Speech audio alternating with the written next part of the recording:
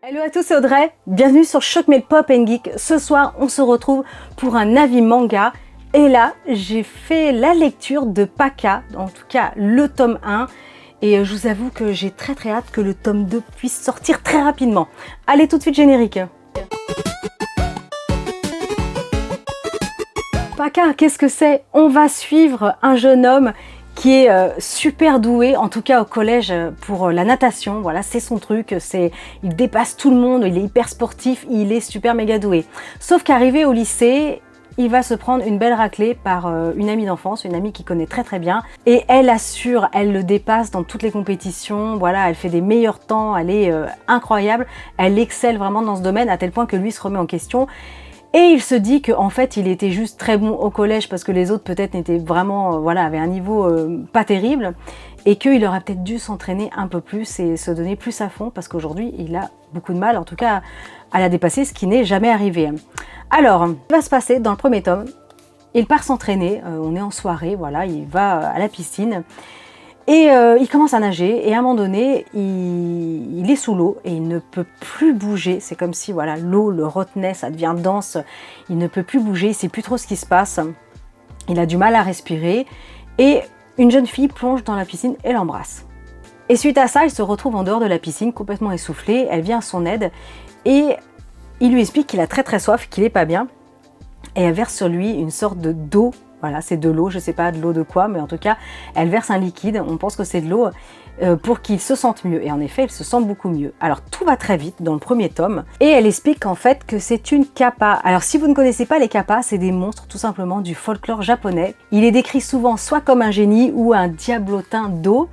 Et le truc, c'est un peu comme les légendes avec les sirènes. Ils sont là pour attirer les humains dans l'eau. Alors, quand on connaît évidemment un petit peu les kappas, on se dit mais où va nous mener ce tome? C'est le tome 1, je vous assure que j'ai hâte de dévorer le tome 2 parce que ça se lit bien, ça se lit vite et il y a plein de questions qui se posent. Est-ce que ça va être simplement une petite amourette, un triangle amoureux? Parce qu'évidemment, il y a cette jeune fille, donc la fameuse Paka, il y a lui et il y en a une autre, celle qui est championne en natation, donc au lycée.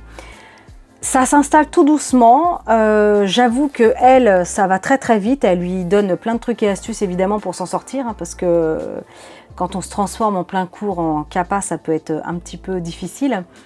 Et ouais, plein de questions se posent parce que voilà, est-ce que ça va être une simple amourette, un triangle amoureux ou alors est-ce qu'il va y avoir un revirement de situation à un moment donné? Et est-ce qu'elle ne chercherait pas à le bouffer tout simplement? Parce que voilà, les kappas, ça attire les humains, je vous dis, comme les sirènes, pour les bouffer. Donc j'espère vraiment sincèrement que ça va prendre ce tournant-là, mais c'est du Mangetsu Life, alors j'espère pas que ça va être juste une amourette, un triangle amoureux. Voilà, j'espère ne pas être déçue de cette lecture, mais c'est génial. Franchement, foncez, ça se lit bien. Voilà, c'est pas des textes qui sont trop chargés, on a de beaux dessins, c'est vraiment agréable. Hop, je vous montre quand même quelques petites planches.